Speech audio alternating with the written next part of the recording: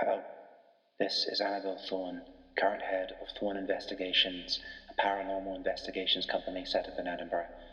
I'm here to tell you today that monsters are real, and have been real for centuries, only they've been hiding. We don't understand why they're coming into the light now, but if you see anything, if you hear anything that makes you think you're in contact with one, tell us. We can help. I have a few agents in the field just now, Evangeline Lane Fox, Peter Anderson, Vera Bright, and, for better or worse, my niece, Tabitha. Don't hesitate to tell us. If you do, you might not get another chance. The Thorn Files podcast is a Monster of the Week actual play podcast with new episodes coming out every other Friday. If you're a fan of horror, mysteries, and shenanigans, why don't you come and give us a listen at Apple Podcasts, Spotify, Google Podcasts, and pretty much everywhere else you can get podcasts. Be ready to be scared.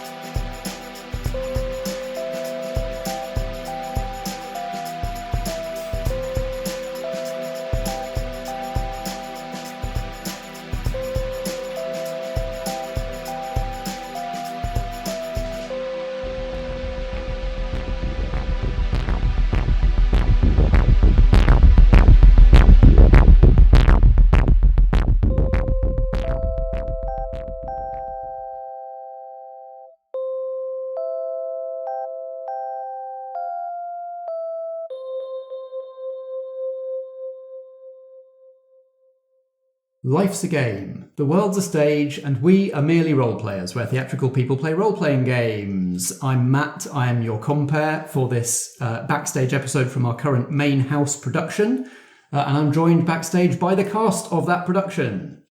Hi, I'm Helen, I'm playing Melody the Constructed. Hi, I'm Dave, I'm playing Mick the Mundane. Hello, I'm Strat, and I'm playing Brier the Monstrous. And the first thing that we need to do backstage is work out the backstory between these characters. But wait, most of them have it already. Because we're far enough through our main house production now that a lot of these characters have appeared on stage together already. So Brier and Melody already have backstory, and Brier and Mick already have backstory. It's only Mick and Melody that we need to sort out in this episode. So, shall we just quickly recap, first of all, what those existing connections are for anybody who didn't listen to Quarry or The Great Fire? Certainly. So, with Melody, you treat them like a pet. But we kind of changed that. So, basically, Brier, they treat Melody's record shop cum cafe as their own personal retreat outside of the forest, so they will often be there as a black cat listening to music, which is kind of a passive joy creator. So when Brier is not bored, but perhaps just doesn't want to expend the effort of making mischief around town, they'll just go and lie down and still make mischief, but in a shop and less so. I believe we had it so that Melody, to try and make it a little less obvious that a fey cat kept walking through the wall of her shop in sort of cat flap that Brier could use, and Brier just walks through the wall next to the cat flap now, because they're not going to be told which flap to cat through, I guess.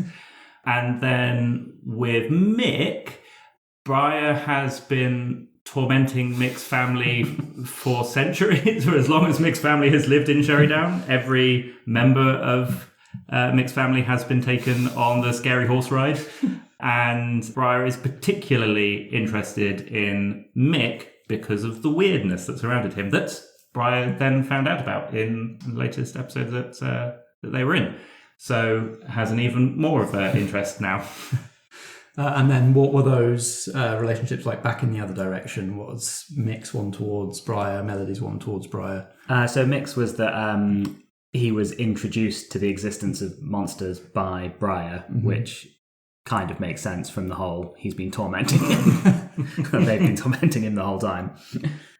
The reverse, we basically created the relationship collaboratively The pet phrasing is from my character sheet, but the additional note that I have is that Melody goes into the forest and attends raves with the other fae and uses her magic music to entertain them. Yeah. Fae raves. Nice sort of cycle there where she's using her magic music to entertain them and their music is presumably recharging her as well. It's all very circular economy. The reason why we went with the cat was because the idea is that Brier treats Melody like a pet, and we thought with the cat that kind of just goes both ways because that's how cats are. Mm-hmm. Great. Okay, so that's all the stuff we already know. Let's make up some new stuff. Dave and Helen, your characters haven't appeared on stage before together, so have a look at the history questions on your playbooks, but don't feel bound by them if there's a different kind of relationship that you think makes sense. My sheet, it doesn't work in terms of relative age for two of them. For example, Mick didn't create Melody. That doesn't make sense. No, that would be a twist and a half. So, unless Mick is secretly also very old, Very, very old. like half of the hunters. So I was thinking, Dave, that potentially Melody and Mick know each other in a really mundane, just live in the same town kind of way. But we do know that we're both hunters. We just haven't done any hunting together before today. So like that is not necessarily, it's just very pure that they are just actually friends. Like Mick goes in the cafe for You're hot drinks. You're both local small business owners. Yeah. Yeah. I mean, there's one that I haven't used yet that is you're a bit suspicious of them. But I think that's not suspicious of them as like, oh, I don't know who they are, what they do. It's more like, I know you're a hunter, I know you do something, but I haven't seen that yet. Yeah. So it's not suspicious in a like negative way. It's a curious. It's almost like Mick is curious of Melody. Yeah. Because the last one I have left is on mine is still afraid of you, but I couldn't find a way of making that work because I think Mick just rolls with stuff. Yeah, and if you've got made you and is afraid of you, they don't really work for Mick. I like the idea that Mick's only heard about all the stuff Melody can do second hand. Yeah. So like, oh yeah, she can take her head off and stuff like that. And you're like, what? Can't quite be true, can it? So she made that big fiberglass thing in the amazement park come to life and squash somebody. That's really interesting that you mentioned taking my head off because that was something that Strat and I particularly talked about that would be fun to just use it as an additional weapon, just like take it off and lob it. But that would also leave me generally incapacitated until I could reunite. So it was a risky move. No, we don't want Brier to get too much of a reputation for throwing stuff as well, or being thrown. There's a lot of collateral damage. Great, yeah, I like the idea that you two just have, like, as we start this mystery, you two just have a mundane, like, neighbourly relationship. Yeah. You're just business owners who know each other and are kind of friends. Maybe Mick comes into Melodies for his morning cuppa before he goes off to whatever jobs he's doing. Yeah, he's probably done some work. Yeah. We got exposed brickwork in Melodies? Is it that kind of joint? I don't know. I don't think so. Not intentionally. So that's what you two will sort of have in common before the mystery starts. And so this could be a very short episode, except that Strat's created some connections of his own just so that he can be more involved. Strat's just made some connections with me, or with the characters that I play, or made up some characters for me to play. I've given you new voices to do. Tell us how this has happened, Strat. So, at the end of the last appearance of Brier, I got enough experience to take an improvement. And the improvement I took was take a move from another playbook. And the move I took was from the Crooked playbook. And I think it's simply called Crew. A crew allows you to have a team. So I now have a team. And the playbook says... a team is several people, usually 2 to 6. So I've been fair and just done 4. because I could have given you Split 6 the voices. Exactly, in the middle. They have a motivation as a team. But individual members can have their own motivations, which I think you said we will work out. We'll give them all the same motivation to start with, and if individual personalities start to emerge, then we can revise that as we go. Indeed. Yeah, so I have 4 Fae team members, crew, mischievous buddies. A retinue. A retinue. I'm thinking that perhaps Brier has been watching a little bit too much MCU with Cameron in his trailer, and it's like, well, clearly we're all superheroes. And superheroes. It's been established that Brier can see through the CGI, even in the recorded things. So all Brier is seeing in those movies is people wiggling about in front of green screens. Yeah, I think they've been watching Guardians of the Galaxy and was like, well, I'm the Guardian of the Forest, and there are 5 of them. Is there 5? However many of them. I need more people. Clearly, yeah, I need my own Guardians of the Forest. Okay, so what motivation did you pick for your Guardians of the Forest? Guardians of the Forest have the ally type is lieutenant, and the motivation for a lieutenant is to execute the spirit of your instructions. Very good. That seems appropriate for Fae, because I see one of the other options is like follow your exact instructions. Exactly, yeah. I feel like you could make that work for Fae as well, like maliciously interpreting your instructions very, very literally. But, you know, these guys are on your side. Yeah. And apparently they will help out in pretty much any situation, I think is what the wording was. So they'll turn up and Brier can ask them to do something, and then we'll see what they do. And quite often the spirit of your instructions is going to be cause chaos. Yeah, I think so. I think for a while, and another reason Brier has gathered this team is having now gained the knowledge that Mick has some sort of connection with giants. Brier doesn't want to be watching Mick all of the time, because then they can't go and have fun. So there's sort of like a rolling group of Fae that are just keeping an eye out on Mick to gather intel to work out what's going on. Proper tradecraft where you the same person shouldn't follow the mark for more than a couple of blocks. Exactly. Because they'll notice. Yeah, and there's been a few more accidents and strange situations on the building sites because we're needing to try and put him in slightly dangerous situations to try and make this power come out so it can be studied more.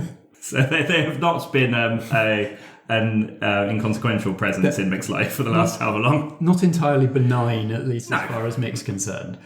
So you got 4 lieutenants. Yep. Tell us about all of them. Okay, so the first one is called Ginger. She, her. Ginger actually was mentioned in backstory with Renko, because Brier and Renko's backstory is that Renko, as a child, caught one of the Fae and Brier had to go and rescue them. That Fae was Ginger, so she's back. Her appearance is classic Tinkerbell, proper fairy tale Fae. And Not a fae, but a fairy. An yes, actual fairy. Actual fairy.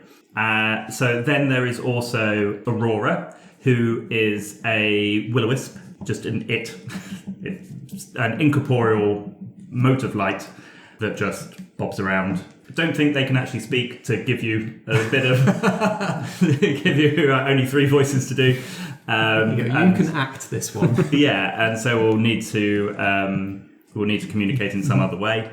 Then there's Moss, who is him, who is a 9-foot tall boulder troll, is how I'm describing him. So he's just made up of lots of rocks and moss, covered in moss. So just if there's suddenly a large rock garden in Mick's backyard that appears and disappears every now and again, that would be Moss. And finally, there's Charles, him, who's a bipedal badger in a top hat. Just incredible scenes. Yep. Oh, and they all have special skills, which I guess because the crew move is like to have like a heist team or a getaway driver, everything. But obviously this is the Fae, so it's slightly different. So Charles, his skill is going to be pickpocketing, so just stealing shit. Is it the right height? Yeah, a badger on its hind legs. Absolutely. Human pocket height. Yeah. Yep. Get anything from anyone. Aurora, its skill is distraction and illusions. So I'm thinking that perhaps the way it communicates is making little illusions. Great. You know, I think it's in Finding Nemo where the school of fish make shapes and that sort of thing.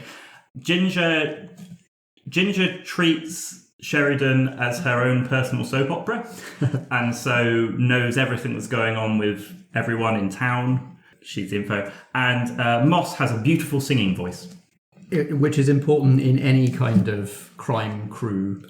Yeah, absolutely. I mean, It's not just to make Matt sing. I hadn't even considered that. That's what Moss only communicates in song. Exactly. Or stock music budget is going through the roof. Yeah. But is also a massive load of rocks. So I guess he has some physical abilities Just as well. a massive load of rocks to you. Exactly. Nope, he can sing. Anybody got any questions or comments or additional details for Brier's crew? Only anything. I like would just be heckling. Nothing constructive. Yes, are they going to also be commentating? Do you have which one's Statler and which one's Waldorf for when you're doing shenanigans? Yeah, it's gonna Charles and Aurora. Yeah. Not the two I'd have imagined. So we'll see how they affect the events of today's adventure. Well, okay, with that, I believe we're all ready to take the stage.